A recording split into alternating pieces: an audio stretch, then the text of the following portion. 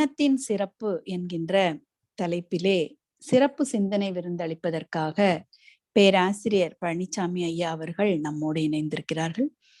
ஐயா அவர்களை பற்றிய ஒரு சிறிய அறிமுகம். ஐயா அவர்கள் நமக்கு நிறைய வகுப்புகள் எடுத்திருக்கிறாங்க. ஐயா மனவளக்கலையிலே 1992ஆம் ஆண்டு இணைந்து கடந்த 28 ஆண்டுகளாக கோவை மனவளக்கலை மன்றத்திலே தொண்டு செய்து வருகிறார்கள். ஐயா அவர்கள் ஸ்டேட் பேங்க் ஆஃப் இந்தியாவில் 35 ஆண்டுகள் சர்வீஸ் செய்தவர்கள். ஆம்னி மேட்டர் என்ற யூடியூப் சேனலிலும் 120 மணி நேரம் பதிவு ஏற்றிருக்கிறார்கள். இத்தகைய சிறப்புகள் வாய்ந்த ஐயா அவர்களை WCSC சென்னை மண்டலத்தின் சார்பாகவும் முருகன் தெரு தௌமயத்தின் சார்பாகவும் இந்த ஜூம் இணைப்பில் இணைந்துள்ள அத்துணை மெய்யன்பர்களின் சார்பாகவும் ஐயா அவர்களை வருக வருக என்று வரவேற்று இன்றைய சிந்தனையை நடத்தி கொடுக்குமாறு அன்புடன் கேட்டுக்கொள்கிறோம் ஐயா. வாழ்க வளமுடன் ஐயா. வாழ்க வளமுடன் அம்மா. வாழ்க வையகம், வாழ்க வையகம், வாழ்க வளமுடன். குரு வாழ்க, குருவே துணை. சிந்தனையை, உடல் நலத்தை சீர் அமைத்து உய்வித்த குருவே வாழ்க. வாழ்க வளமுடன், வாழ்க வளமுடன், வாழ்க வையகம்.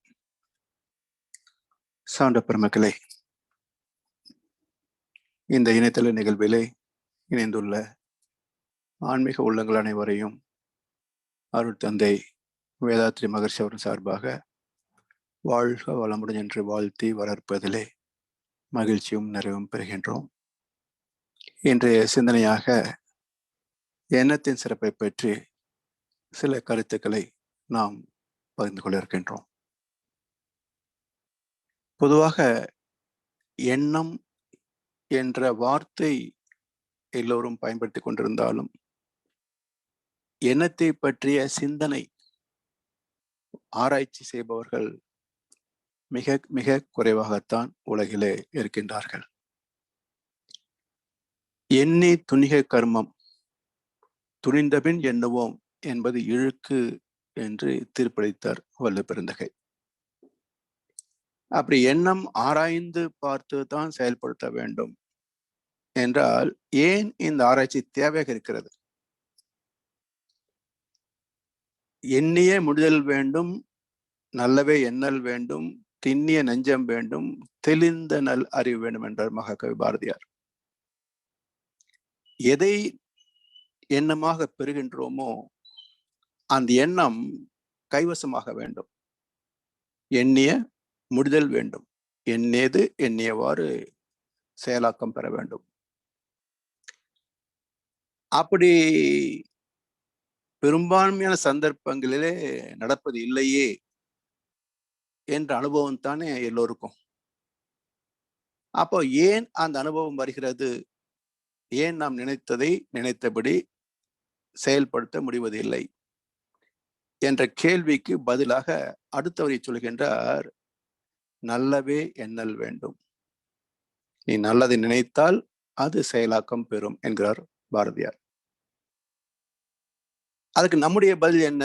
நல்லதைத்தான் நினைக்கிறேன், எனக்கு, என் குடும்பத்திற்கு, என் சுற்றத்திற்கு, இப்படி எனக்கு நல்லதைத்தான் நினைக்கிறேன், ஆனால் நடப்பதில்லையே என்றால், நல்லது என்பது தனக்கு மட்டுமல்ல. அதற்கு தெளிந்த விளக்கத்தை சொன்ன மகான் மகர்ஷி அவர்கள். தனக்கோ பிறருக்கோ தற்காலத்திலேயோ பிற்காலத்திலேயோ உடலுக்கோ மனதுக்கோ நன்மையே தருகின்ற எண்ணம். அப்ப நல்லது என்றால் எனக்கு மட்டும் அல்ல, என்னை சார்ந்தவர்களுக்கு மட்டும் அல்ல, இந்த உலக மக்கள் அனைவருக்கும் நன்மையே தரத்தக்கதாக இருக்க வேண்டும். அப்ப எண்ணியே முடிதல் வேண்டும், நல்லவே எண்ணல் வேண்டும். அப்போ எல்லோரும் இன்புற்றிருக்க நினைப்பதுவே அல்லாமல் வேறொன்றும் அரியன் பராபரமே என்ற நிலைக்கு பக்குவம் அடைந்தால் அத்தகைய மனிதர் நினைக்கின்ற அனைத்தும் செயலாக்கம் பெறும். அப்போ இந்த பண்பை, பக்குவத்தை பெறுவது எப்படி என்ற கேள்விக்கு அடுத்த வரியில பதில் சொல்கிறார், திண்ணிய நெஞ்சம் வேண்டும். திண்மையான வலிமை மிக்க வைராக்கியம் மிக்க நெஞ்சம் வேண்டும். ஏன்னா இயல்பில் மனித மனம் சலனத்திற்கும் சபலத்திற்கும் ஆட்பட்டது. பொருள், புகழ், செல்வாக்கு, புலன் இன்பங்கள் என்ற அனுபவங்களிலே சலனத்திற்கு ஆட்பட்டது. அந்த அலைத்தன்மையினால நிலைத்த எண்ணத்தை அது பற்றி கொள்ள இயல்வது இல்லை. அப்படி பற்றி கொள்ளுகின்ற பக்குவத்தை கொடுப்பது எது என்றால் தவத்தின் மூலமாக கொடுக்கப்படுகின்ற வைராக்கியம். அதான் திண்ணிய நெஞ்சம் வேண்டும். அப்படிப்பட்ட நெஞ்சத்தை எப்படி பெறுவது என்ற கேள்விக்கு 4வது வரி பதில் சொல்கிறது. தெளிந்த நல் அறிவு வேண்டும். அறிவு வேண்டும் என்று கேட்கல, தெளிந்த நல் என்று 2 அட்ஜெக்டிவ், 2 குறியீடுகளை பயன்படுத்துகின்றார். ஏனென்றால் அறிவு இல்லாத இடமோ இயக்கமோ தோற்றமோ காலமோ ஜீவனோ மனிதனோ இல்லை. அறிவு எங்கும் நீக்கமற நேர்ந்திருக்கின்ற ஒன்று. அத்தகைய அறிவு என்னிடத்திலே எப்படி இருக்கிறது என்றால் தெளிவாக இல்லை, நல்லதாக இல்லை. அப்ப என்ன குழப்பம் என்றால் எதை நினைத்தாலும் இது நடக்குமோ நடக்காதோ, இது தேவையோ தேவையில்லையோ, இது சாத்தியமோ சாத்தியம் இல்லையோ என்று இருவகைப்பட்ட சலனங்கள் தொடர்ந்து கொண்டே இருப்பதனால் அங்கே குழப்பமே மிச்சமாகிறது, தெளிவு இல்லை. அது மட்டுமல்ல, இந்த அறிவு உடலை சார்ந்த வாழ்க்கையை மட்டுமே மையப்படுத்தியதனால் அது இயற்கை சார்ந்து ஒத்துப்போகவில்லை, இயற்கையோடு இணைந்து செயல்படவில்லை. அதனால் இந்த அறிவு கலங்கப்பட்ட அறிவாக, ஆணவத்திடம் அடிமைப்பட்ட அறிவாக இருக்கிறது. அப்ப ஆணவத்திடம் அடிமைப்பட்டு விட்டால் அதற்கு சுய புத்தி இருக்காது. அதனுடைய பூர்வீகமாகிய புனிதத்துவம் இருக்காது. அதனால் அது கெட்ட அறிவாக செயல்படுகிறது. அப்ப தெளிந்த நல் அறிவை பெற வேண்டும் என்றால் ஒரு குருவின் ஆசீர்வாதமும் தீட்சையும் வழிகாட்டுதலும் அவசியம். நல்ல பயிற்சி முறைகள் அவசியம். இவையெல்லாம் பெற்றால்தான் மனிதன் தெளிந்த நல்ல அறிவை பெற முடியும். அந்த அறிவிலே வைராக்கியம் உறுதி பெறும். அந்த உறுதியிலே எல்லோருக்கும் நல்லவையே நடக்கத்தக்க வகையிலே நற்சிந்தனைகள் மட்டுமே வரும். அப்படி தோன்றுகின்ற ஒவ்வொரு எண்ணமும் செயலாக்கம் பெறும். இத்தகைய சர்வ வல்லமை மிக்கவன் மனிதன். எல்லாம் வல்லவனாகவும் எல்லாமே உள்ளவனாகவும் பரிணமித்தவன் மனிதன் என்றார் மகரிஷி. எல்லாம் வல்ல எல்லாமே உள்ள மனிதனிடத்திலே இந்த குறைகள் வந்ததற்கு காரணம் என்ன என்றால் எண்ணத்தை ஆராய்ந்து பார்க்கின்ற பழக்கம் இல்லை. எடுத்தேன் கவுத்தேன் என்றதுதான் இன்றைக்கு வாழ்க்கை முறையே. அதற்கான விளைவுகளை சந்தித்த போதும் அதை ஸ்திரமாக ஆராய்ந்து பார்க்கின்ற மனம் இல்லை.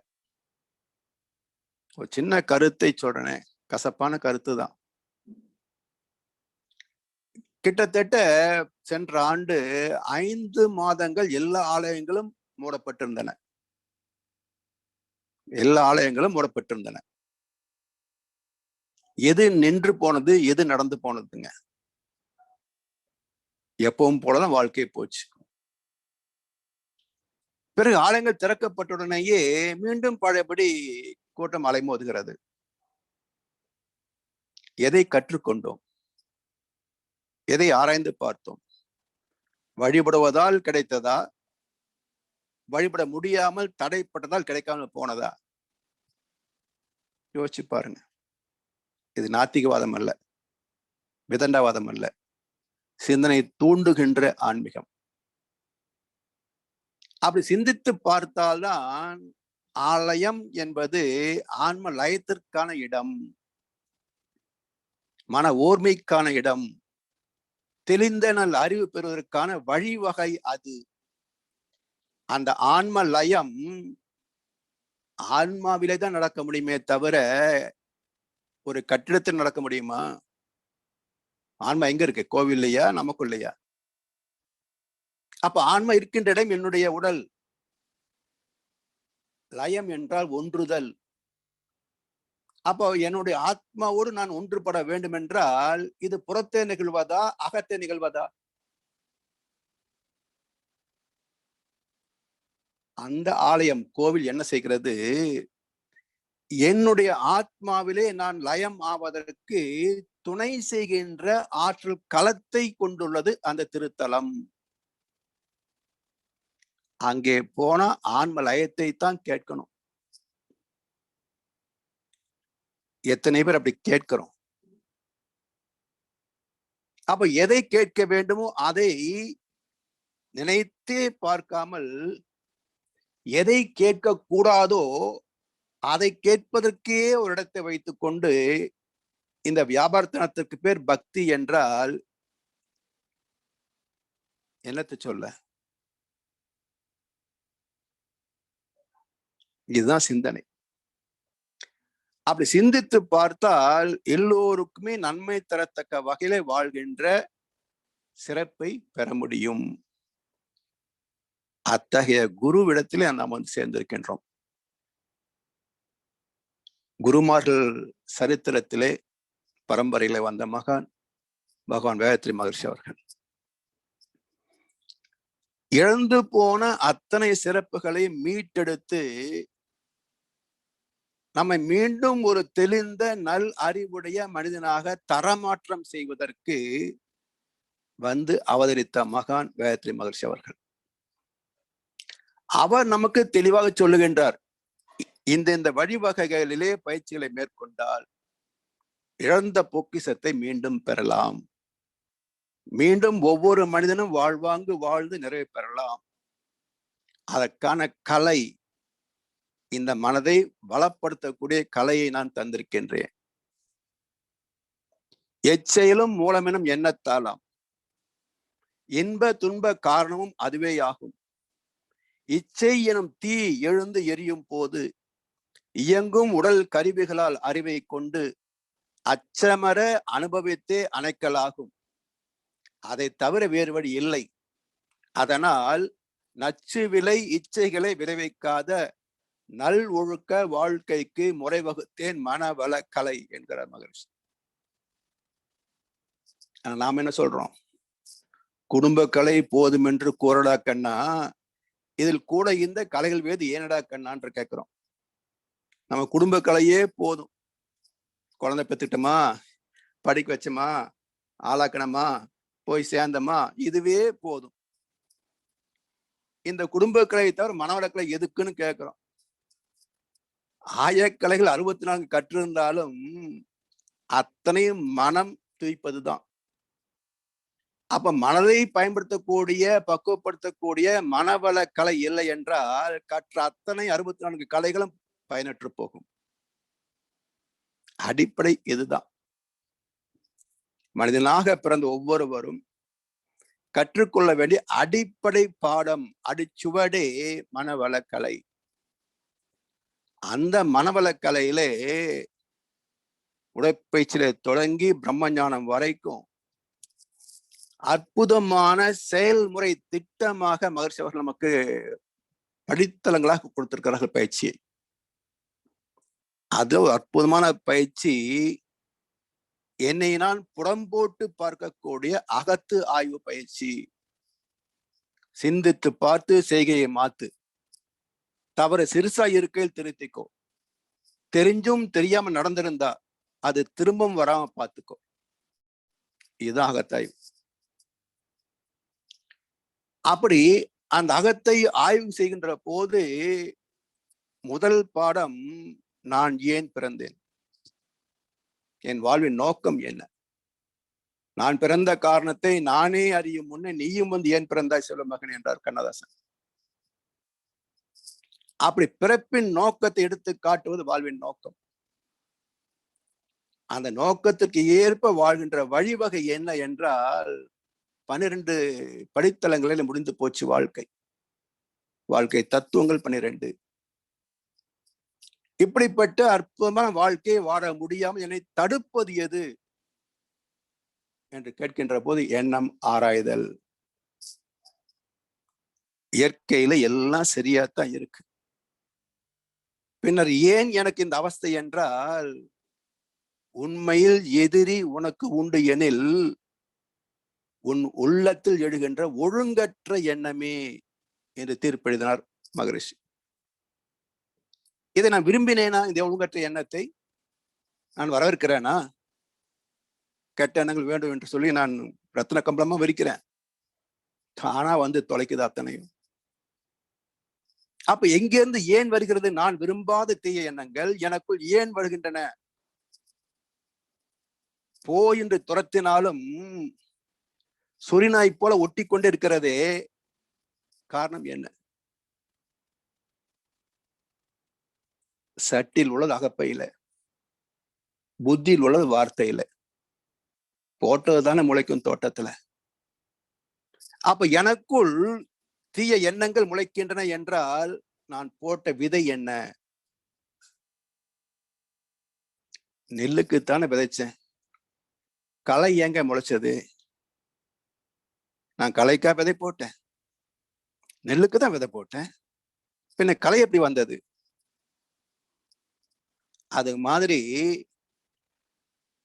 விதை இல்லாமல் முளைக்கின்ற களையை போல, விதை போட்டாலும் நீர் ஊற்றி உரம் போட்டு பாதுகாத்தால் தான் பயனாகும் நெற்பயிரை போல, இந்த மனம் என்ற வயலுக்குள்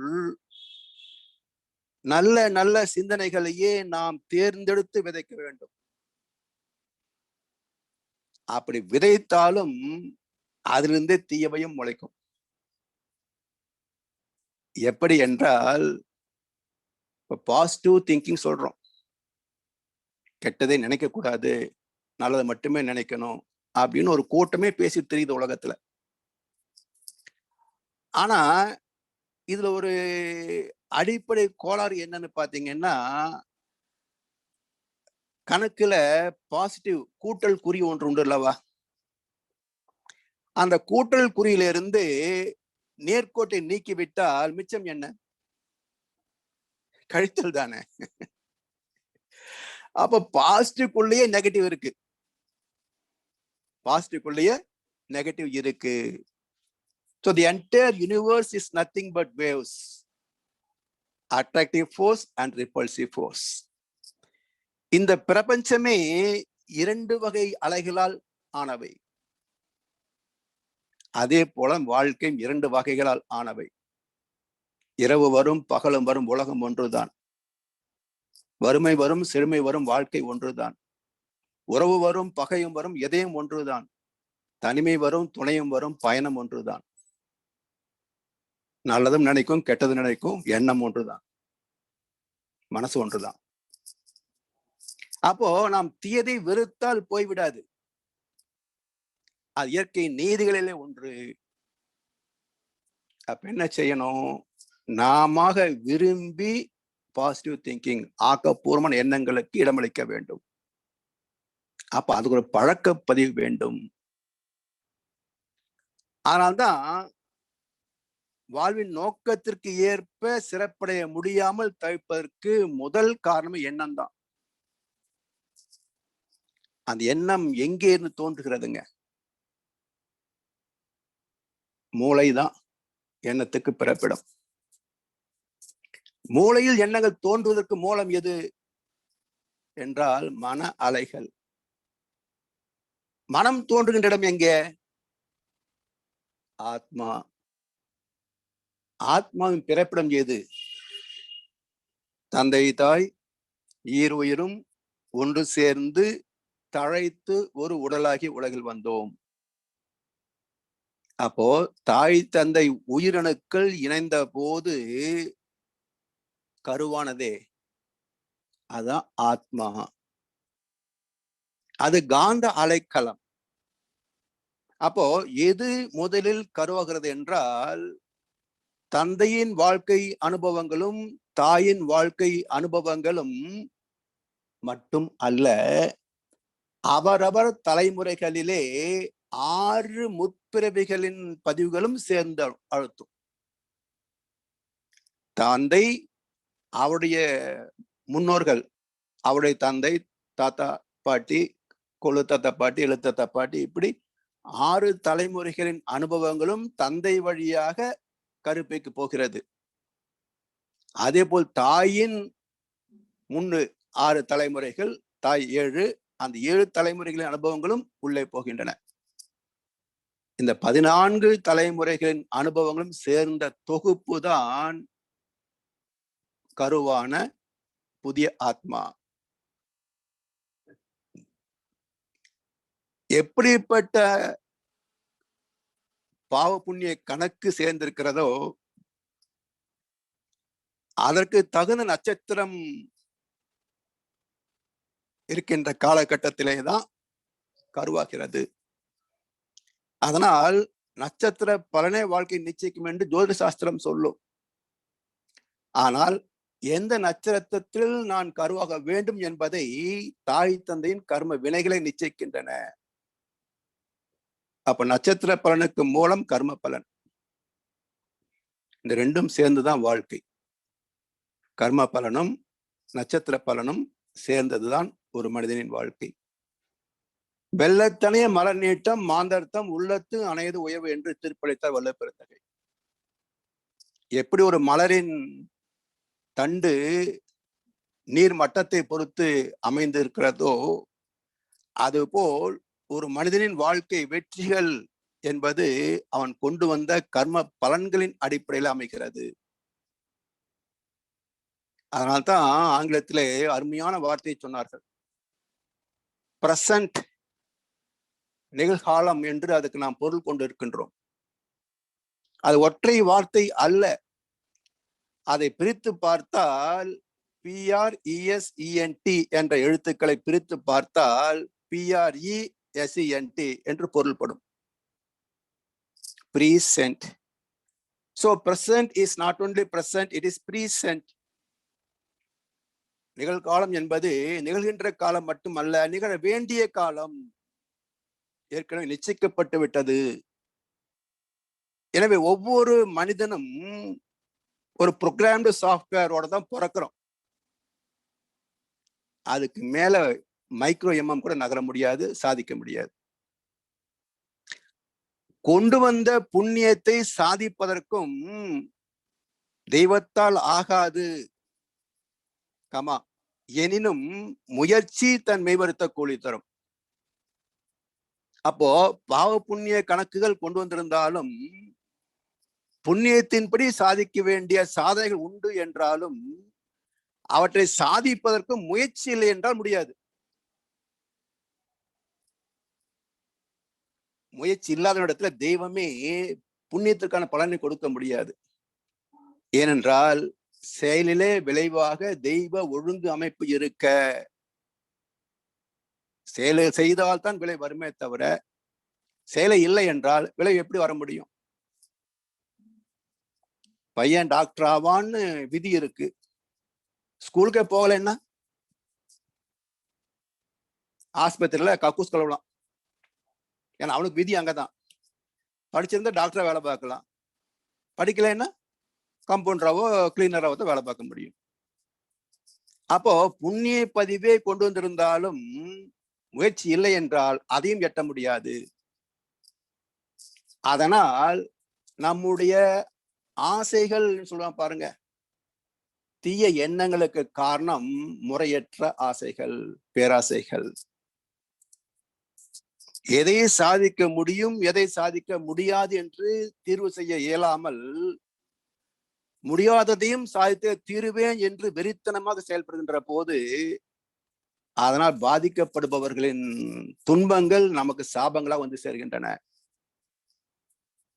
அதனால் நாம் விரும்பியவற்றை திறமை இருந்தும் புண்ணியம் இருந்தும் சாதிக்க முடியாமல் போகின்றன. இதுதான் தீய எண்ணங்கள். அப்ப யாரு கொண்டு வந்தது? நான் இல்லை என்றாலும் என் முன்னோர்கள் கொடுத்த சொத்து தான் அது. எனவே தீதும் நன்றும் பிறர் தர வாரா, அழுதவர் சிரிப்பதும் சிரித்தவர் அழுவதும் விதிவலி வந்ததில்லை, கர்ம வினைப்படி வருகிறது. அதனால் எண்ணத்தை ஆராய்வது என்றால் நம்முடைய பூர்வீகத்தை ஆராய்வது, நம்முடைய ஆத்மாவை ஆராய்வது, நம்முடைய பாவ புண்ணிய கணக்குகளை ஆடிட் செய்வது. அந்த ஆடிட் பண்ணி பார்த்தா தெரியும் நம்மகிட்ட என்ன கணக்கு இருக்குன்னு தெரியும். அப்படி எண்ணங்களை ஆய்ந்து பார்க்கின்ற போது 14 தலைமுறையில் உள்ள அனைத்து பதிவுகள் நம்மிடத்தில் இருக்கின்றன. அதுக்குத்தான் ஆத்மா என்று பேர். அப்போ தாயின் கர்ப்பத்தில் காந்த உடலாக தொடங்குகின்ற பயணம், ஆத்மாவின் பயணம், உயிருடலாக மாறி பருவுடலாக விரிவு பெற்று பிரசவமாகி மனித உடலாக வாழ்கிறது. அப்ப எதை கொண்டு வந்தோமோ அதுதான் வாழ்க்கை. இதுதான் வாழ்க்கை, இதுதான் பயணம் என்பது யாருக்கும் தெரியாது. பாதையெல்லாம் மாறிவிடும், பயணம் முடிந்துவிடும். மாறுவதை புரிந்து கொண்டால் மயக்கம் தெளிந்துவிடும். ஆனால் பெரும்பான்மையான மக்களுக்கு எது மாறுதுன்றதே புரியலையே. மாற்றம் எங்கே சாத்தியம்? அதனால் மகான்களை அண்டி அடி பணிந்து அவருடைய கருத்துக்களை பொறுப்போடு கேட்டு, கேள்வி இருந்தால் அதையும் கேட்டு தெளிவு பெற்று பின்பற்றி பயனடைய வேண்டும். இதுக்கும் பூர்வ கர்ம புண்ணியம் இல்லைன்னா கிடைக்காது. 700 கோடி மக்கள் இந்த பூமியில எத்தனை பேர் மனவள கலைஞர்கள்?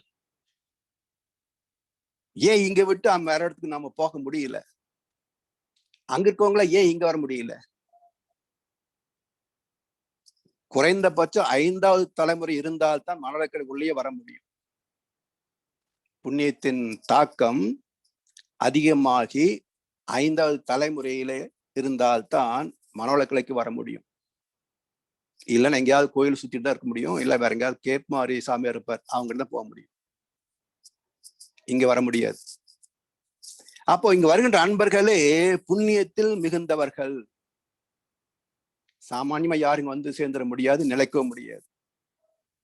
அந்த புண்ணியத்தை மேலும் முழுமைப்படுத்திக் கொள்வதற்காகத்தான் எண்ணம் ஆராய்தல். அப்போ நாம் விரும்பியோ விரும்பாமலேயோ வந்து பிறந்து விட்டோம். சாமி சொல்லுவாங்க, வாழ வேண்டும் என்று எண்ணி நாம் வந்ததில்லை, எனினும் பிறந்து விட்டோம். வாழ வேண்டும், உலகில் ஆயுள் உள்ள மட்டும். வாழ்ந்தோர்கள் அனுபவத்தை தொடர்ந்து பற்றி. எப்படி வாழ வேண்டும் என்றால், என் தாய் தந்தை என் முன்னோர்கள் எப்படி வாழ்ந்தார்கள், அதுல சிறந்தது எது, தாழ்ந்தது எது, எனக்கு வேண்டி சிறந்தது மட்டுமே, அதுக்கு என்ன செய்வது என்று சிந்தித்து பார்த்து ஒவ்வொன்றாக மாற்றமைத்துக் கொண்டே வர வேண்டும். அத யாராவது இலவசமா கொடுப்பாங்களான்னு பாக்குறாங்க மக்கள். ஏதாவது லிங்கம் கொடுக்கற மாதிரி, விபூதி கொடுக்கற மாதிரி எங்கேயாவது இலவசமா கொடுப்பாங்களான்னு தான் போய் தேடிட்டு இருக்கிறாங்க. சாமிஜி அழகா சொன்னாங்க, நீர் நிறைந்த பாண்டத்தில் காற்று ஏறாது, நித்தியமாம் மெய்ப்பொருளா நிறைந்த உள்ளம் ஊர் உலக புலன் கவர்ச்சி உணர்ச்சி ஏதும் உள்நுழையா. இப்பேரு தவத்தால் அன்றி யார் பெறுவார் யார் தருவார்? கேள்வி பாருங்க. இந்த சிறப்புகள் தவத்தால் அன்றி யார் பெறுவார் யார் தருவார்? ஒருத்தரும் கொடுக்க முடியாது, குரு உட்பட. அப்ப குரு என்ன செய்கிறார்? வழிகாட்டுகிறார். இந்த பாதையில போனால் முக்தி. பயணம் யாரு? நாம தான் போகணும். அப்ப குரு காட்டிய பாதையிலே பயணித்தால் நிச்சயம் குரு பெற்ற ஞானத்தை பெற முடியும் என்றுதான் எல்லா மகான்களும் நம்மை ஆசீர்வதிக்கிறார்கள். அந்த ஆசீர்வாதத்தை முழுமையாக பெற்றுக்கொள்ள வேண்டும் என்றால் நம்மிடத்துல புண்ணியம் இருக்க வேண்டும். புண்ணியம் இல்லைன்னா பயன் கிடைக்காது. அப்படி இந்த ஆத்மா இந்த உடலை எடுத்த பிறகு என்ன என்ன கர்ம வினைகள் இருக்கின்றனவோ அவை எல்லாமே பிரதிபலிக்கின்றன. அப்போ மனம் பிறக்கின்ற இடம் ஆத்மா, மூலாதாரம், கருமையம், நெஞ்சம், மனசாட்சி. அங்கிருந்து புறப்படுகின்ற அலைகள் உடல் முழுவதும் பரவினாலும் அது எங்கெங்கே தாக்கத்தை ஏற்படுத்துகின்றன என்றால் புலன்களிலும் மூளையிலும். மனம் என்றால் என்ன? Mind is nothing but characterized biomagnetic field functioning through senses and brain. மனம் என்பது சஞ்சித பிரார்த்த கர்ம வினைகளை சுமந்து கொண்டு உடல் முழுவதும் பரவி புலன்கள் வழியாகவும் மூளை வழியாகவும் பிரதிபலிக்கின்ற ஜீவகாந்த அலைக்களமே மனசு. அப்ப மூளையில மோதிச்சு பாருங்க. அந்த மூளையின் செல் அடுக்குகள் உள்ள போகும்போது கோடிங் பண்ணுது. அனுபவங்களை உள்ளே போய் பதிகின்ற போது கோடிங் சிஸ்டம். கருமயத்திலிருந்து மேலே மனமாக புறப்பட்டு வந்து மூளையில மோதுகின்ற போது டீகோடிங் சிஸ்டம். அப்ப என்ன அலைகள் பிரதிபலிக்கின்றதோ அந்த அலைகளிலே உள்ளே போய் மூளையின் செல் அடுக்குகள் அதை பிரித்து பார்த்து காலம், தூரம், பருமன், வேகம் என்ற கணிதத்தின் அடிப்படை அலகுகள், time, distance, volume, force, core principles of mathematics, அந்த நீதிகளின் அடிப்படையிலே செயல்பட்டு மூளை செல்கள் பருத்து மூளை செல் விரிக்க எண்ணமாக மலரும். பருத்து மூளை செல் விரிக்க எண்ணமாக மலரும். அப்ப எண்ணம் பிறக்கின்ற இடம் மூளை, அதுக்கு காரணம் மனம். மனம் பிறக்கின்ற ஆத்மா, அந்த ஆத்மாவுக்கு மூலம் பூர்வீகம், அந்த பூர்வீகத்திற்கு மூலம் பரமாத்மா. எல்லாமே இங்கதான் இருக்கு. எனவே இந்த ஆராய்ச்சியில் வருகின்ற போது நாம் எதை மாற்ற முடியுமோ மாற்ற வேண்டும், எதை மாற்ற முடியாதோ அதை ஏற்கவும் வேண்டும். அப்ப நல்ல எண்ணங்கள் நல்ல விளைவுகளை தருவதனால் அவை நமக்கு தேவையானவை. அவற்றை விரும்பி விரும்பி ஏற்று பயன் கொள்ள வேண்டும். தீய எண்ணங்கள் துன்பத்தை தரக்கூடியவை, அது வந்தாலும் நிராகரிக்கப்பட வேண்டும். அதுக்கு சாமி சொல்லுவாங்க, எண்ணத்தை எண்ணத்தில் லயிக்க செய்து எண்ணத்தை பழகுபவர் எப்போதேனும் எண்ணமே தானுமின்றி ஒடுங்க நேரும் எல்லோருக்கும் எப்போதும் கிட்டாது. அதாவது தவம் என்பது என்ன? உலகத்துல ஐ ஆம் ஆல்சோ டூயிங் மெடிடேஷன் அப்படின்றது ஒரு ஃபேஷனா போச்சுங்க. தவம் என்றால் என்ன என்று புரிவதற்கே சில ஆண்டுகள் ஆகும். தவம் என்றால் என்ன என்று புரிவதற்கே சில ஆண்டுகள் ஆகும். ஒரு முறை என்னுடைய நண்பர் வேறு மார்க்கத்தில் இருக்கிறார். அவர் சொன்னாரு, குண்டலினி எல்லாம் ஒண்ணும் கிடையாது, நீங்க என்னவோ சும்மா நானும் குண்டலி எழுப்புறேன் என்ன சொல்லிட்டு இருக்கிறீங்க அப்படின்னாரு. நான் சொன்னேன், ஆமா குண்டலினி கிடையாது அப்படின்னேன். ஒத்துக்கிறீங்களா குண்டலினி கிடையாதுன்னு? ஆமா ஒத்துக்கிறேன். அப்புறம் தீட்சை கொடுக்குறீங்க? இதுக்குன்னா குண்டலினி தீட்சை பெற்று குண்டலினி யோகா தாவம் செய்தால்தான் குண்டலினி இல்லைன்னு தெரியும். அது என்னதுன்னாரு. இது உங்களுக்கு புரியுது கஷ்டம், குருகிட்ட கேளுங்க. என்ன பொருள் என்றால், ஒரு மனித உடலுக்கு மையம் தானே குண்டலினி சக்தி. மனித உடலுக்கு மையம் தானே குண்டலினி சக்தி. பிரபஞ்சத்துக்கு என்ன மையம்? அங்கே குண்டலினி சக்தி. அப்போ கருத்துக்கள் ஒவ்வொரு மகானும் ஒவ்வொரு கோணத்தில் ஒரு இடத்துல சொல்லுவாங்க. ஏதோ ஒன்றை மட்டும் அரைகுறையா கேட்டுக்கிட்டு ஒரு முடிவெடுத்து வச்சிங்களா, சரியா வருமா? அப்போ நம்மை கடந்து சென்றால் குண்டலினி கிடையாது. தவத்தின் மூலமாக உடல் கடந்து விட்டால் குண்டலினி கிடையாது. ஏன்? பிரபஞ்சத்தோடு ஐக்கியமாகின்றோம். அது எல்லோருக்கும் எப்போதும் சாத்தியமா? ஒவ்வொரு தவத்திலையும் யோசிச்சு பாருங்க. என்றைக்கு நாம் முற்றிலும் மறந்து போனோம்? எனக்கு தெரிஞ்சு கிட்டத்தட்ட 29 ஆண்டுகள் அனுபவத்துல ஒரு 3-4 முறை அந்த இடத்தை நான் தொட்டிருக்கிறேன். அதுவும் சில ஃபிராக்ஷன் ஆஃப் செகண்ட்ஸ். மத்த எல்லாம் அப்படியே ஓடு ரீல், அவ்வளவுதான். அப்போ அந்த துகள் வினாடி அனுபவத்திலேயே நான் மிகப்பெரிய மாற்றம் சந்திக்க முடியும் என்று மகிழ்ச்சி சொல்றாங்க. அந்த துகள் வினாடியிலேயே பிரபஞ்ச ரகசியங்கள் நமக்குள் இறங்கிவிடும். பிறகு நான் எப்பொழுது சிந்தித்தாலும் இங்கிருந்தே வரும் என்றது மகிழ்ச்சி ஒரு முறை. இது எங்க புக்ல கிடையாது, ஆடியோ கேசட்ல இருக்கான்னு தெரியாது. ஒரு முறை மகிழ்ச்சி ஆடியோல பேசும்போது சொன்ன கருத்து.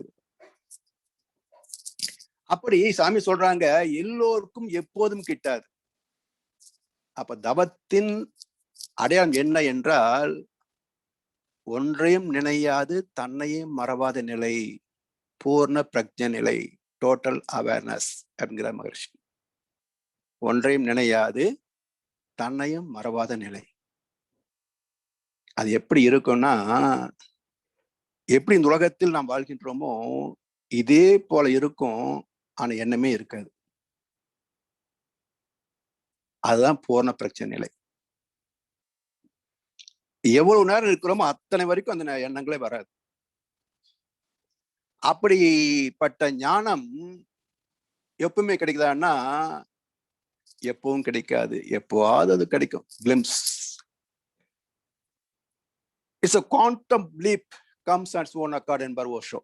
It's a quantum leap comes on its own accord. சாமி சொல்லுவாங்க, நரஞ்சென்ற சிற்றலை நான் கடந்த போது நான் நீயாய் கூறுதலற நல்லியக்கம் அறிந்தேன், என் மனதை ஈர்த்து இணைத்துக் கொண்டாய் உன்னுள்ளே என்றெல்லாம் 1-2 இடங்களில குறிப்பிட்டிருக்கிறார். என் மனதை ஈர்த்து இணைத்துக் கொண்டாய் உன்னுள்ளே. அப்போ தவம் செய்தல் என்றால் துரியம் வரைக்கும் தான் நம்ம முயற்சி பண்ண முடியும்.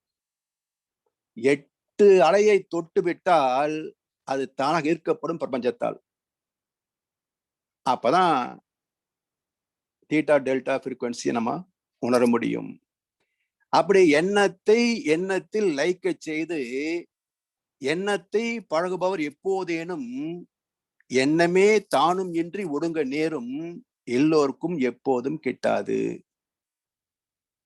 அந்த எண்ணம் கடந்த நிலைக்கு போகணும். அதுதான் நம்முடைய டார்கெட். அதற்கு என்ன செய்வது என்றால்,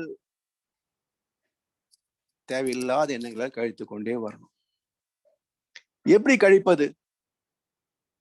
இப்போ 6 மணிக்கு மன்றத்துக்கு போறோம். 6:30 7 மணி வரைக்கும் தவம். அந்த 30 நிமிஷம் அமைதியான ஒரு மனம், அட்லீஸ்ட் ஒன்றை நினையாத அந்த நிலை வந்துவிட்டால் புண்ணியம் வச்சுங்க.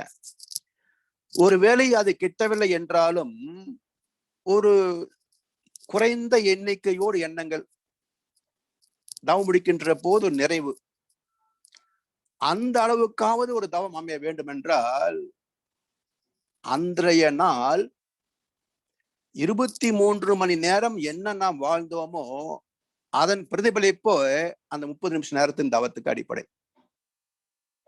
எப்படிங்க? அன்றைய தினம் 23 மணி நேரம் நாம் என்ன அனுபவித்தோமோ அதுதான் இந்த 30 நிமிஷ தவத்துக்கு அடிப்படை. அது எப்படி? தூங்குற நேரம் அதுவும் கணக்குல வரும். தூக்கத்துல எத்தனையோ கனவுகளை நாம் கண்டிருக்கிறோம். என்றைக்காவது தவம் செய்தது போல ஒரு கனவு வந்திருக்குதா? அப்படி ஒரு கனவு வந்திருந்தால் அன்றைய நாள் எப்படி இருந்தது? இல்லைங்களா? தூக்கத்துல கனவுல தவம் செய்த மாதிரி ஒண்ணு கண்டிருந்தோம் என்றால் விடிந்த பிறகு அன்றைய நாள் எப்படி இருந்தது பாருங்க. தவத்தின் தாக்கம் அதிகமாக இருக்கும். அப்போ கனவுகள் நம்மை பாதிப்பது இல்லை என்றாலும் கூட அதன் தாக்கத்திலும் நாம் விடுபட முடிகிறதா? முற்றிலுமே முடியாது. அதனால் 23 மணி நேரமும் என்ன வாழ்க்கை நாம் அனுபவித்தோமோ அதுதான் அன்றைய 30 நிமிஷ தவத்திற்கு அடிப்படை. அப்படி என்றால் ஒரு பிறப்பில் எண்ணமற்ற ஞானத்தை பெற வேண்டும் என்றால் எத்தனை பிறவிகளிலே நாம் ஆன்மீகத்தை கை கொண்டிருக்க வேண்டும். அதனாலதான் ஞானம் என்பது ஒரு பிறப்பில் பெறுவதல்ல, பல பிறவிகளின் தொடர்ச்சியே முயற்சியின் பலனே ஒரு பிறப்பில் ஒருவன் ஞானியாகிறான். அதற்கு தேவை எண்ணம் ஆராய்தல். அப்ப எண்ணத்தை ஆராய்ந்து பார்த்து எண்ணத்தை எண்ணத்தால் எண்ணி எண்ணி எண்ணத்தின் இருப்பிடமும் இயல்பும் கண்டு எண்ணத்தை எண்ணத்தில் நிலைக்கச் செய்தால் எண்ணமே பழக்கத்தால் தெளிந்து போகும். எண்ணம் அது எழும் போதே இது ஏன் என்று எண்ணத்தால் ஆராய்ந்தால் சுலபமாக எண்ணத்தின் காரணமும் விளைவும் காணும். எழும் எண்ணம் யாவும் நற்பயனாய் மாறும்.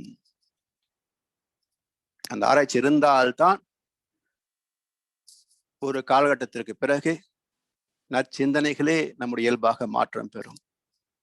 அப்போ நம்முடைய தினசரி வாழ்க்கையை எந்த அளவுக்கு நாம் மாற்றி அமைத்து கொண்டால் மட்டுமே நற்சிந்தனைகள் சாத்தியமாகும் பாருங்க.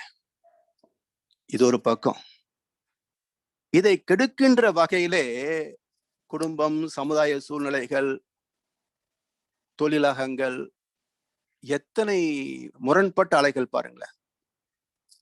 இவங்களை எல்லாம் எதிர்த்து போராடி வெற்றி பெற்று அதிலிருந்து நான் சுயத்தன்மையோடு நிலைத்து எண்ணமற்ற நிலைக்கு போக வேண்டும் என்றால் எவ்வளவு கஷ்டம் பாருங்க. அதாவது ஒரு அலை வேகத்தில் நாம் இறங்க வேண்டும் என்றால் ஒரு 25 அலையிலிருந்து 24வது அலையை தொட வேண்டும் என்றால் எத்தனை அனுபவங்களை நாம் கடக்க வேண்டும் தெரியுங்களா? சின்ன உதாரணம் சொல்றேன் பாருங்க. ஒரு சொடுக்கு நேரத்தை 1000 பின்னமாக்கி மில்லி வினாடி என்றது விஞ்ஞானம். ஒரு மில்லி வினாடியை மேலும் 1000 பின்னமாக்கி மைக்ரோ வினாடி என்றது. ஒரு மைக்ரோ வினாடியை மேலும் 1000 பின்னமாக்கி நானோ வினாடி என்றது. ஒரு நானோ வினாடியை மேலும் 1000 பின்னமாக்கி ஒரு பைக்கோ வினாடி என்றது. என்றால் எத்தனை பைக்கோ வினாடிகள் சேர்ந்தது ஒரு வினாடி என்றால் மலைப்பாக இருக்கும். 1,00,000 கோடி பைக்கோ வினாடி சேர்ந்தது ஒரு சொடுக்கு நேரம் வினாடி. இதை விட மிக நுண்மையான பதிவுகள் நம்முடைய அனுபவங்கள். அப்போ ஒரு அலை வேகத்திற்குள், அதாவது ஒரு எண்ணிக்கை 17, 18 என்ற ஒரு எண்ணிக்கை, அந்த ஒரு எண்ணிக்கைக்குள் எத்தனை அனுபவங்கள் உள்ள இருக்கும் என்றால் எண்ணற்ற அனுபவங்கள் ஒரு எண்ணிக்கைக்குள் அடங்கியிருக்கும். அப்ப தவத்திலே எண்ணமற்ற நிலையை நாம் தொட வேண்டும் என்றால் எத்தனை கோடி எண்ணங்களை கடக்க வேண்டும் பாருங்க. அதாவது சொல்லில் வருவது பாதி, நெஞ்சில் தூங்கி கிடப்பது மீதி. உள்ளம் என்பது ஆமை, அதில் உறங்கி கிடப்பது ஊமை.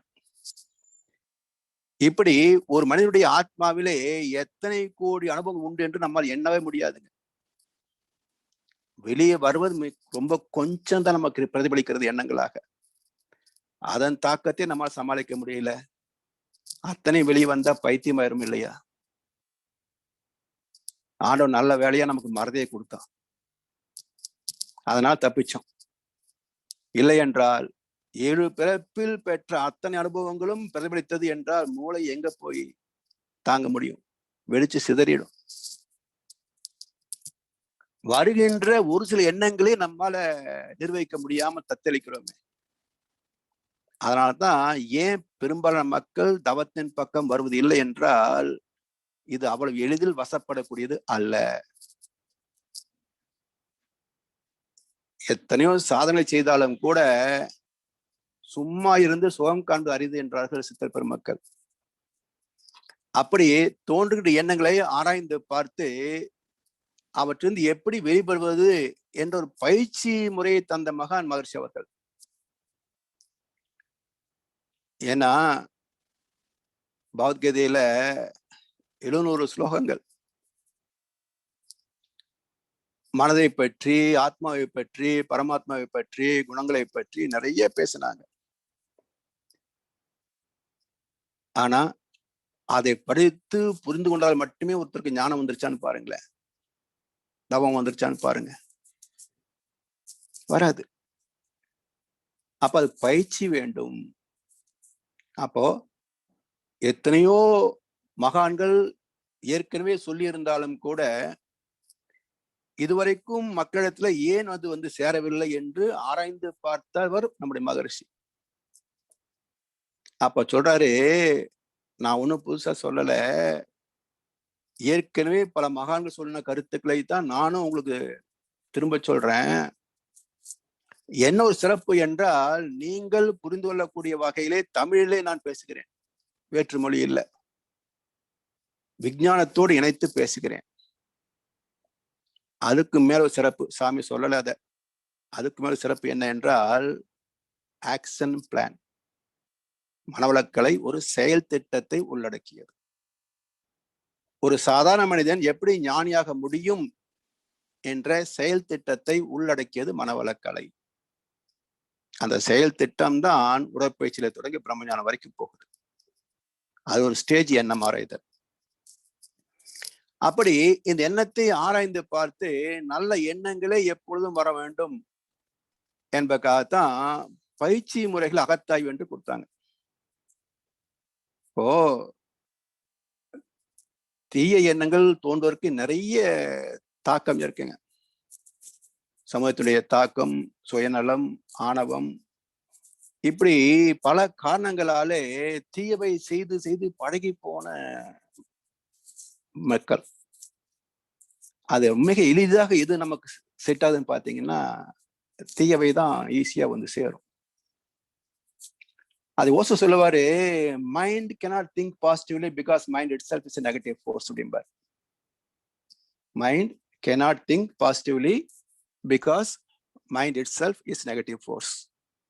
சாமி சொல்லுவாங்க, உயிரின் படக்கை நிலையே மனம். படக்கை என்றால் விரிந்து வெளியே போறது. அப்ப விரிந்து போகின்ற அலைகளுக்கு நெகட்டிவ் தானே அர்த்தம். உள்ளே போனால் ஈர்ப்பு சக்திக்கு பாசிட்டிவ்னு அர்த்தம், விளக்கம் சக்திக்கு நெகட்டிவ்னு தான் அர்த்தம். அப்போ அந்த உயிரின் படக்கையாக வெளிவருவதனால அந்த மன அலைகள் உணர்ச்சி வேகத்திலேயே அதிகமாக வாழ்ந்து பழகியதனால 20 அலைச்சூழலுக்கு மேற்பட்ட ஆசை, கோபம், கவலை, பொறாமை, வெறுப்பு போன்ற எண்ணங்களை அதிகமாக ஆர்ப்பரிக்கும். 20க்கு கீழே இறங்குகின்ற போதுதான் கொஞ்சம் சாத்விகமான குணங்களே வரும். 14க்கு கீழே இறங்கிவிட்டால் எண்ணம் அற்று போகும். ஏன்னா எண்ணம் எழும் இடம் ஓர் புள்ளி ஆகும். இயங்கி முடிக்கும் களமும் அகண்டகாரம் என்றார் மகரிஷி ஒரு இடத்துல. அப்ப எண்ணம் எங்கே தோன்றுகிறது என்றால் 14லே தோன்றுகிறது. 1 முதல் 40 அலை வரைக்கும் அலை வேகம் சொல்கின்றோம். டெல்டா, தீட்டா, ஆல்பா, பீட்டா என்று 4 அலை நிலைகளை விஞ்ஞானம் எடுத்து சொல்லுது. இதுல எண்ணம் எங்கே பிறக்கிறது என்றால் 14 அலையில தான் எண்ணம் பிறக்கிறது. ஏன்னா அனுபவங்கள் எல்லாம் அதுலதான் ரெக்கார்ட் ஆகுதுங்க. 14 கீழ் அனுபவங்கள் கிடையாது, அது பரமாத்மா நிலை. அப்ப ஜீவாத்மா என்ற நுண் உயிர் முதல் கொண்டு மனிதன் வரைக்கும் பெற்ற அனைத்து அனுபவங்களும் 14 முதல் 40 என்ற 27 அலை நீளங்களில் அடங்கிவிடும். அந்த 27 அலைநீளம் காரணம் 27 நட்சத்திர தொகுதிகள். அதனால் எந்த நட்சத்திரத்தின் தாக்கத்திலே அது பிரசவமாக, அதாவது கரு உருவாகிறதோ அந்த ஜென்ம நட்சத்திரத்தை சார்ந்து நம்முடைய எண்ணங்கள் அமைந்திருக்கும். அதுக்கு மூலம் நம்முடைய கர்மா இருக்கும் சொன்னேன். அப்ப கர்ம பலனை நட்சத்திர பலனை நிச்சயிக்கிறது, நட்சத்திர பலனை நம்முடைய எண்ணங்களை பிரதிபலிக்கிறது. அப்போ நல்ல சிந்தனைகளை நம்மிடத்திலே பெற வேண்டும் என்றால் கொஞ்சம் கொஞ்சமா நம்மை மாற்றிக்கொண்டே வர வேண்டும். அதாவது பழம் பழுக்கிற மாதிரிங்க, மரத்துல பழம் பழுக்கிற மாதிரி. ஏன்னா பழம் பழுக்கிறது என்ன, இப்ப 2 வகையில வச்சிருக்கிறோம். ஓவர் நைட்டா பழுக்க வச்சிடறோம் பழத்தை, வாழைப்பழம் பார்த்தீங்கன்னா மஞ்சளா இருக்கும், பழுத்திருக்கிறது வாயில் வச்சீங்கன்னா காயா இருக்கும். என்னது வெந்தை அப்படின்னாக்கா அது ராத்திரி பூரா எத்தனை நாள்ல போட்டு முக்கி வச்சிருப்பாங்க, காலை எடுத்து கடையில போட்டுருவாங்க, அது எப்படி பழுக்கும்? அப்ப மரத்திலே பழம் கனிவது எப்படி என்றால் கிராஜுவல் பர்ஃபெக்ஷன், அப்படியே துகள் துகளாக மாற்றம் பெறக்கூடிய நிகழ்ச்சி. அது மாதிரி நம்முடைய ஆத்மா தூய்மை பெற வேண்டும் என்றால் எப்படி மரத்திலே பழம் பழுக்கிறதோ அதுபோல் நல்ல எண்ணங்களால் இந்த ஆத்மா தொடர்ந்து பக்குவமாக வேண்டும். அது எத்தனால் போட்ட முக்கிய வச்ச மாதிரி எல்லாம் திடீர்னு மாத்திர முடியாது. அப்போ இப்பிறப்பில் நாம் எடுக்கின்ற முயற்சி இப்பிறப்பிலேயே வெற்றி பெற்றால் நாம் 7ஆம் பிறப்பில் இருக்கிறோம் என்ற அர்த்தம். ஒருவேளை தோற்றுவிட்டாலும் நம் குழந்தைகள், பெற குழந்தைகள், கொள்ளு பெற குழந்தைகள் அதை எட்டி பிடிப்பார்கள். எனவே ஒரு உயர்ந்த சாதனையை நோக்கி நாம் பிறந்திருக்கின்றோம். இந்த வாழ்வின் நோக்கம் என்ன என்ற ஆத்ம பரமாத்ம ஜீவ பிரம்ம ஐக்கிய முக்தியை தொடுவதற்கான வாய்ப்பை பெற்றிருக்கின்றோம். ஒருவேளை நான் தோற்றுவிட்டால் என் சந்ததி அதை சாதிக்கும். அதற்கான ஸ்திரமான விதையை நான் நட்டிருக்கிறேன். வேத்திரம் என்ற விதையை நான் நட்டிருக்கிறேன். இது மலர்ச்சி பெற்றே தீரும். அதனால சோர்ந்து போக வேண்டிய அவசியம் கிடையாது, நிறைய எதிர்பார்க்கவும் கூடாது. தினசரி கடமைகளை தனக்கோ பிறருக்கோ தற்காலத்திலேயோ பிற்காலத்திலேயோ உடலுக்கோ மனதுக்கோ என்ன விளைவு வரும் என்று ஒவ்வொரு எண்ணத்தையும் ஆய்ந்து பார்த்து செயல்படுத்தக்கூடிய பக்குவத்தை பெற்றுவிட்டாலே நாம் வென்று விட்டோம் என்று அர்த்தம். இந்த பிறப்பை நாம் ஜெயிச்சிட்டோம்னு அர்த்தம். அது காலத்தால பக்குவம் ஆகி ஆகி ஒரு கட்டத்தில் நாம் தோற்றாலும் நம் சந்ததி வெற்றி பெறும். அப்படிப்பட்ட உயர்ந்த வாழ்க்கை பெறக்கூடிய இடத்திலே வந்திருக்கின்றோம். இதை முறையாக நாம் பயிற்சி செய்து பக்குவம் அடைந்து நம்மோடு வாழ்கின்ற சக மக்களுக்கும் நம்முடைய சந்ததிக்கும் ஒரு எடுத்துக்காட்டாக வழிகாட்டியாக அமைவோம் என்று சொல்லி இந்த சிந்தனையை நிறைவு செய்கின்றோம்.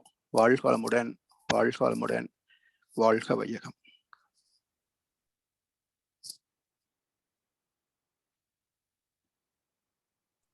வாழ்க வளமுடன் ஐயா.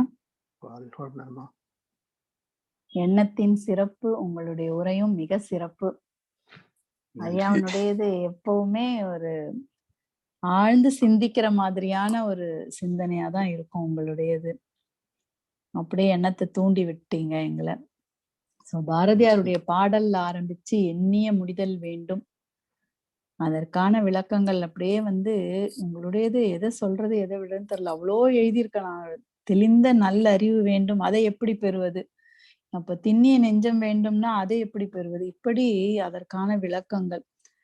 இந்த தெளிவான அறிவுக்கு குருவினுடைய தீட்சை பயிற்சிகள் இதெல்லாம் நமக்கு உதவி செய்யும் அப்படின்னு சொல்றீங்க. சோ இதுக்குள்ள வந்திருக்கிறதே நமக்கு ஒரு பெரிய புண்ணியம் தான். புண்ணியம் நிச்சயமா. கண்டிப்பா. சோ அது இல்லாம இது போல உங்க பேராசிரியர்களுடைய இந்த உரைகளை கேட்டு கேட்டு இன்னும் நல்லா ஒரு ஷைன் ஆயிக்கிட்டு இருக்கிறோங்க ஐயா. நிறைய விஷயங்கள் இதுலதான் எங்களுக்கு கிடைச்சிருக்கு. எங்களுடைய ஒரு சிறிய வட்டத்துக்குள்ள இருக்கிற ஆசிரியர்களுடைய ஸ்பீச்சஸ் கேட்கறது, எப்பயாவது ஆழியார் வரும்பொழுது மட்டும்தான் சில பேராசிரியரோட ஸ்பீச்சஸ் கேட்போம், அதையே பெருசா சொல்லிக்கிட்டு இருப்போம். இப்ப இந்த ஜூம்ல பார்க்கும்பொழுது அதர் டிஸ்ட்ரிக்ட்ஸ்ல இருக்கிற எவ்வளவு பேராசிரியர்கள் உங்களை மாதிரி எவ்வளவு அருமையா பேசுற உங்களுடைய உரைகளை எல்லாம் நாங்க கேட்பதற்கு இந்த ஜூம் எந்த அளவுக்கு நமக்கு உதவி செய்திருக்குது அப்படின்னு நினைக்கும் பொழுது இதுவும் ஒரு நல்லதுக்கே அப்படின்னு நினைக்கிற மாதிரிதான் இருக்கு. நிச்சயமா கொரோனா நமக்கு ரொம்ப நல்லதா போச்சு. வீட்டுக்குள்ள உட்கார்ந்த இடத்துல பாருங்க ஐயா, உங்களுடைய ஸ்பீச்சஸ் நாங்க இதுவரையில கேட்டதே இல்லை. ஆனா இன்னைக்கு பாருங்க, நாங்க வீட்டுக்குள்ள உட்கார்ந்தபடி எவ்வளவு அருமையான உரைகள் எல்லாம் கேட்டுட்டு இருக்கிறோம் அப்படின்னும் பொழுது இதுக்கு கண்டிப்பா நன்றி சொல்லணும் அப்படிதான் தோணுது நமக்கு. சோ அந்த அளவுக்கு எண்ணங்கள் அவ்வளவு அருமையா, எப்படி நம்ம எண்ணங்களை நல்ல எண்ணங்களை மட்டுமே நினைக்கணும். தூக்கத்திலயும் நீங்க சொல்ற மாதிரி தவம் செஞ்ச மாதிரி என்னைக்கு நமக்கு கனவு வந்திருக்குதுங்க ஐயா, என்னைக்குமே வந்தது இல்லை. சோ அது போல 14 தலைமுறையினுடைய அனுபவம், அது எல்லாமே கணக்குகள், பாவ புண்ணிய கணக்குகள் எல்லாம் சேர்த்து ஆராயணும் அப்படிங்கிறீங்க, பூர்வீகத்தையே ஆராயணும் அப்படின்னும் பொழுது இதெல்லாம் எப்படிங்க நமக்கு அது கருமேத்துல இருந்ததை எடுத்து கொடுக்கறது தானேங்க இது எல்லாமே அந்த கணக்குகள். இல்லைங்களா? சோ அந்த இது போல உங்களுடைய உரை ரொம்ப அருமைங்கய்யா.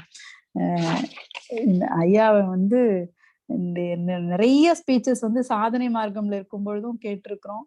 அதுல வந்து நிறைய விஷயங்கள் வந்து உங்ககிட்ட இருந்து புதிதாக தான் தெரிஞ்சுக்கிறோம். ஒவ்வொரு முறை உங்களோட பேசும் பொழுதும் இப்ப தவம்னா என்ன அப்படின்ட்டுன்னு விளக்கம் சொன்னீங்க. சோ ஒன்னையும் நினைக்காம தன்னையும் மறந்த நிலைதான் தவம் அப்படின்ற அளவுல தன்னையும் மறவாத நிலை, தன்னை மறவாமல் தன்னை மறவாத நிலை, எதையும் நினைக்காம தன்னையும் மறவாம இருக்கிறது. சோ எண்ணங்களே எழாம எண்ணங்களை கடந்த நிலை அப்படின்றீங்க.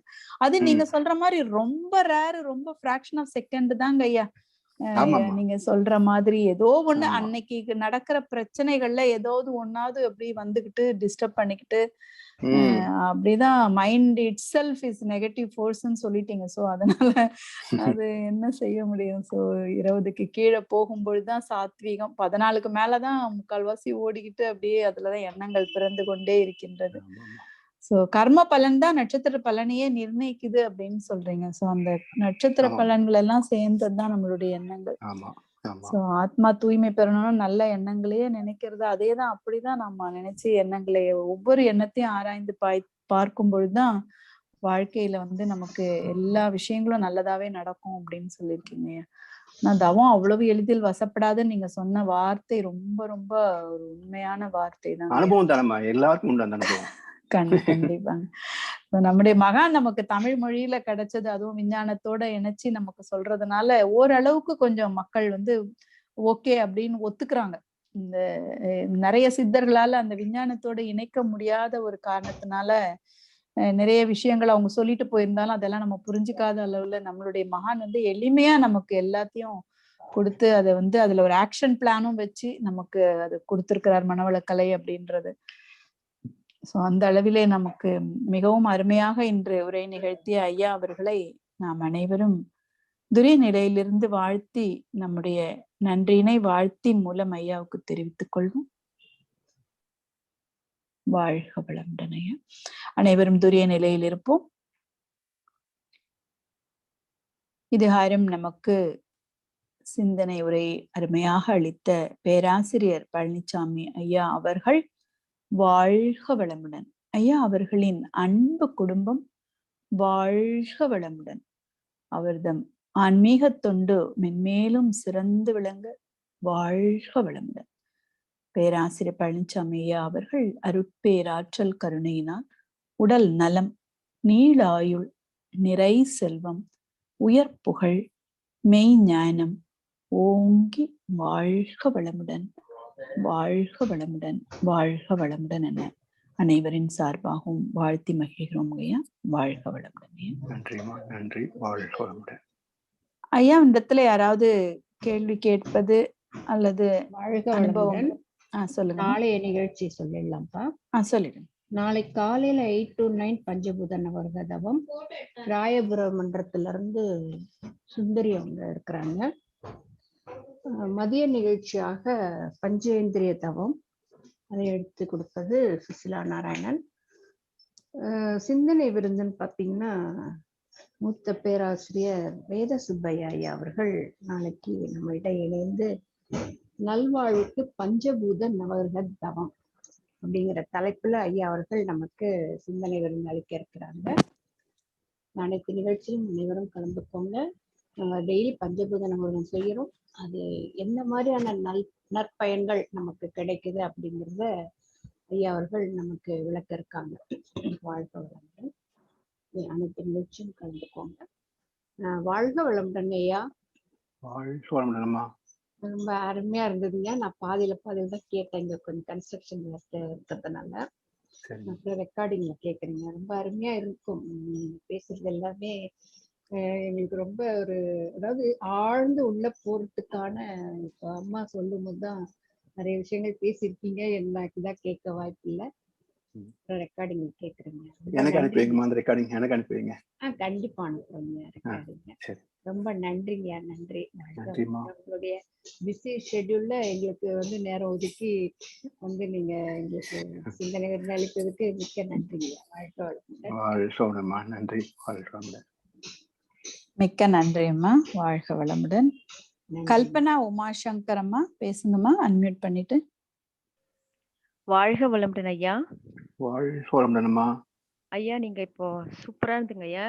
இந்த டைம் மத்தியான டைம் தூங்காமல் தூங்கி விழிக்கும் காலம் எப்பொழுது, அது இதுதான் ஐயா, சிறப்பா இருந்தது. எக்ஸலண்ட். யூஷுவலா எல்லா லேடிஸ்க்கும் அதை சாப்பிட்டுதான் கொஞ்சம் அப்படியே சொல்லட்டும். அந்த சும்மா இப்படி கண்ணு கூட இமைக்கலங்க ஐயா நானு. அவ்வளவு நல்லா இருந்தது. இன்னொன்னு என்னங்க ஐயா, இப்ப நீங்க சொன்னீங்க ஒரு தாய் தகப்பனோட கரு அமைப்புல தான் குழந்தைங்களோட இது வருதுன்னு. இப்போ ஒரு தாய்க்கு 4 குழந்தை பிறந்ததுன்னா 4 குழந்தைங்களுமே வேற மாதிரி இருக்கு. அதுல ஒரு குழந்தை இந்த மாதிரி ஞான மார்க்கத்துல வந்து வச்சுக்கோ, அப்ப மத்த 3 குழந்தைகளும் டிஃப்ரெண்டான எண்ணம். அப்போ ஒரு தாயில தானே வருது, அது ஏன் அப்படி? அம்மா 4 குழந்தைகள் அல்ல, ஒரே பிரசவத்தில் 2 குழந்தைகள் பிறந்தாலும் பேதம் உண்டு அப்படின்றத மகர்ஷி வந்து மனிதல் வேறுபாடு தலைப்புல ரொம்ப அற்புதமா விளக்கி இருக்கிறாங்க. ஏன்னா உங்களுக்கு வந்து ஒரு குழந்தைக்கும் அடுத்த குழந்தைக்கு இடையில எத்தனையோ அனுபவங்கள் மாறுபடுதுங்க. எவ்வளவு பக்குவமாகறோம் இல்ல கெட்டு போறோம். அது மட்டும் இல்ல, கிரகங்களுடைய அமைப்பு வந்து நமக்கு ஒரு பேரு காலம் எடுத்தீங்கன்னா 14 வயசு 45 வயசு 40 வயசு வரைக்கும் நம்ம 27 வருஷம் தானே. இந்த கோல்டு அமைப்பை பாத்தீங்கன்னா 30 வருஷத்துக்கு ஒட்டு மொத்தமா ஒரு ரொட்டேஷன் வந்துடும், 60 வருஷத்துக்கு. சரி. அப்போ நம்ம இதுல வந்து இந்த மகப்பேறு காலம் வந்து 27 வருஷம். இந்த சுத்து வட்டம் பார்த்தீங்கன்னா 60 வருஷத்துக்குள்ள ஒரு மட்டம் எல்லா கோள்களுமே ஒரே பொசிஷன் வந்துடும். அப்படி வரும்போது உங்களுக்கு எங்கேயுமே மேட்ச் ஆக முடியாது. நீங்க 27 வருஷத்துக்குள்ள 60 வருஷத்துக்கான கோளுடைய சக்கரம் பாக்குற போது எங்கேயுமே நீங்க மேட்ச் ஆக முடியாது. அப்ப ஒரு குழந்தைக்கும் அடுத்த குழந்தைக்கும் கிரகங்கள் மாறுபட்டு நிற்கும். அப்போ நட்சத்திரம் மாறுது, கிரகத்தின் அமைப்புகள் மாறுது, எண்ணங்களும் மாறும், வாழ்க்கையும் மாறும். ஒரு ஒரு ஒரு 2 குழந்தை இருந்தா கூட ஒரு சேமா இருக்கிறதா சரித்திரம் முடியாது. அது இரட்டை பிறவிகளா இருந்தாலும் மாறுபடும். அது இதுல மட்டும் உருவத்துல மட்டும் சிமிலாரிட்டிஸ் இருக்கு. ஆமா ஆமா. எண்ணம் குணத்துல எல்லாம் மாறுபடும். இன்னும் சொல்ல போனீங்கன்னா ஒரு மரத்துல 1,00,000 இலைகள் இருந்தாலும் ஒரு இலை போல் இன்னொரு இலை இருக்காது. ஆமா ஆமா ஆமாங்க. 1,00,000 இலைகள் ஒரு மரத்துல இருக்கும், ஆனா ஒரு இலை போல் இன்னொரு இலை இருக்காதாமா. ஓஷோ அழகா சொல்லுவாரு, history repeats, nature never repeats அப்படிம்பாரு. சூப்பருங்க. இயற்கையுடைய அமைப்புல ஒன்று போல் இன்னொன்று வரவே வராதாம். கண்டிப்பாங்க. அதெல்லாம் புரிஞ்சுட்டோம்னா நம்ம குழந்தைகள் பேதத்தை பார்க்க மாட்டோம். கண்டிப்பா.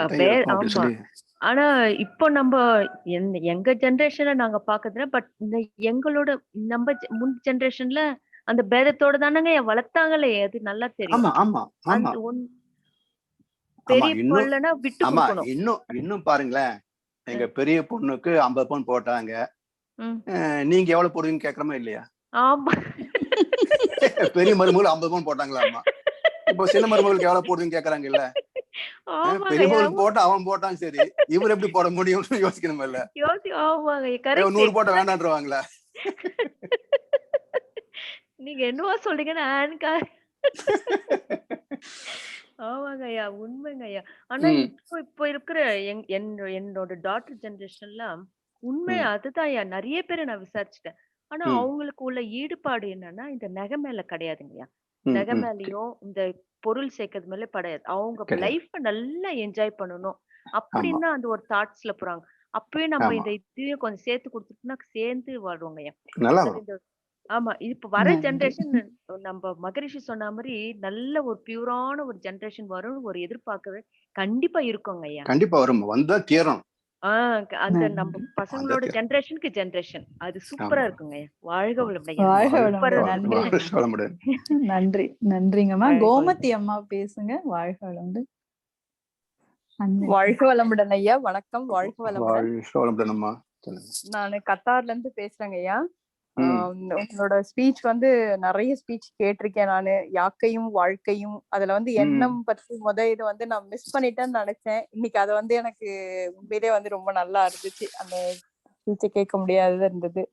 ஆக்சுவலா நிறைய வந்து தவம் பண்ணும்போது நான் நினைப்பேன், நம்மளால ஒரு 5 மினிட்ஸ் கூட நம்ம எண்ணங்களே இல்லாம வந்து நம்மளால உட்கார முடியலையே. 1 மணி நேரம் உட்கார்ந்தாலும் சரி, 1/2 மணி நேரம் உட்கார்ந்தாலும் சரி, இந்த 5 மினிட்ஸ் கூட நமக்கு வந்து எண்ணம் இல்லாம இருக்க மாட்டேங்குது. என்ன இப்ப நீங்க சொன்னதுக்கு அப்புறம் தான் தெரியுது, நம்ம கருமையத்துக்குள்ள எவ்வளவு இருக்கோ அதெல்லாம் வந்து போனாதான் வந்து நமக்கு அந்த எண்ணம் இல்லாத அந்த நிலை வரும் அப்படிங்கிறது. இது வந்து இது தொடர்ந்து பண்ணிக்கிட்டே இருந்தா நம்மளாலயும் அதை வந்து அச்சீவ் பண்ண முடியும் இல்லைங்கய்யா? முடியும். நமக்கு முடியும், சந்ததி இருக்காங்கம்மா, கவலையப்படாதீங்க. விதைச்சது வீண் போகாது. சரி, ஓகேங்க. ஓகே. அடுத்தது இன்னொன்னுங்கய்யா, இப்போ வந்து நம்ம பஞ்சபூத நவகிரக தவம் பண்றோம். அது வந்து ஆக்சுவலி பௌர்ணமியும் அமாவாசை அன்னைக்கும் வந்து பண்ணா நல்லதுங்கிறாங்க. என்னைக்காவது ஒரு நாள் நம்ம மனசு கஷ்டமா இருக்கோ, இல்ல நம்ம ஃப்ரெண்ட்ஸ்க்கு யாருக்காவதோ, இல்ல இப்போ உறவினர்களுக்கு அப்படின்னு ஏதாவது நம்ம நினைச்சு பண்ணணும். அந்த டைம்ல யாருக்காவது உடம்பு சரியில்லைன்றப்ப நமக்கே நம்மள அறியாமல கொஞ்சம் வந்து அந்த டைம்ல கொஞ்சம் ஒரு மாதிரி வீக்கான மாதிரி நம்ம மென்டலி அப்படி ஃபீல் பண்றப்ப நம்ம பஞ்சபூத நவகிரக தவம் பண்ணா அதுல எஃபர்ட் இருக்குங்களா ஐயா? கண்டிப்பா இருக்கும்மா. நம்ம தவம் மனசு செய்ய மனம் ஒடுங்கிரும். அப்ப அதுக்கான பலன் வந்துரும். நன்றி.